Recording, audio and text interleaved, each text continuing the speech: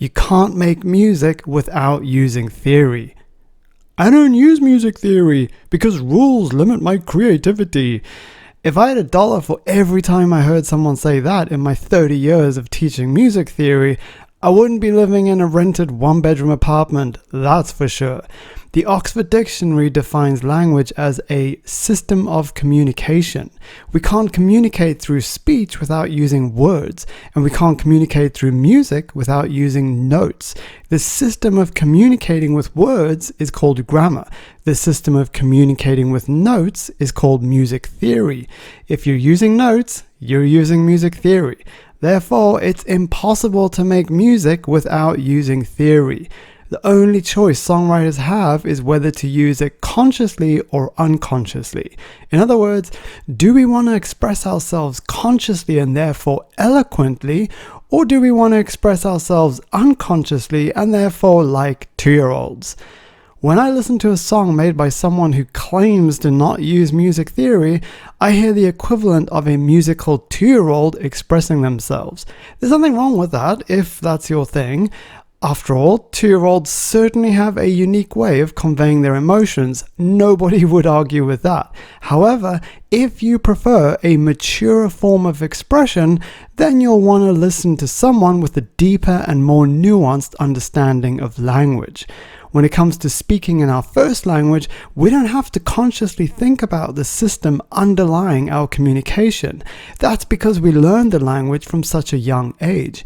It's second nature. Most babies say their first word around the age of 12 months.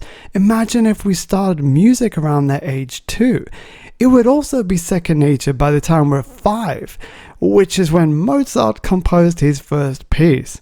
For the rest of us though, we have to learn music theory like we learn vocabulary and grammar of a second language.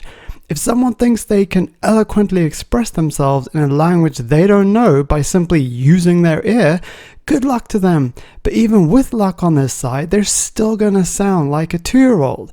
It's the same when it comes to expressing oneself musically. If we want to make good music, we need to learn music theory. In other words, we need to learn the rules. That's a dirty word nowadays, but rules can be good. For example, I live close to an elementary school, so the speed limit on the roads here is slow enough that grannies on bicycles overtake me. Is that rule bad? Of course not. If a kid runs out into the road, which they tend to do, they're far more likely to get hit by a cycling granny than by my car. Rules can be good. And when it comes to music, the rules make our songs sound good. So if you're still relatively inexperienced at making music, why wouldn't you want to follow them? In the future, you can and should break the rules, but not yet. Also, it's worth remembering that when we first start driving, learning all the rules and remembering to follow them demands much of our energy and attention. After a few years of driving, though, it becomes rather natural. And after a few decades of driving, it becomes instinctual. Same with music theory. I can't remember the last time I felt limited by the rules. Maybe about 32 or 33 years ago. It's also worth mentioning a common and excruciatingly embarrassing situation many songwriters find themselves in, which is claiming that their music breaks the rules when in actual fact it obeys them. I've come across countless examples of this, and it makes me cringe every time. Think about how obvious this problem is. How can anyone say they're breaking the rules unless they know the rules? Don't be that songwriter who tries to act cool by saying they don't use music theory. That's not a choice anyone has. The only choice is whether to use it consciously or unconsciously. You decide. And on that note, if you're new to making music or if you want a refresher, I offer you a free download of my book, 12 Music Theory Hacks to Learn Scales and Chords.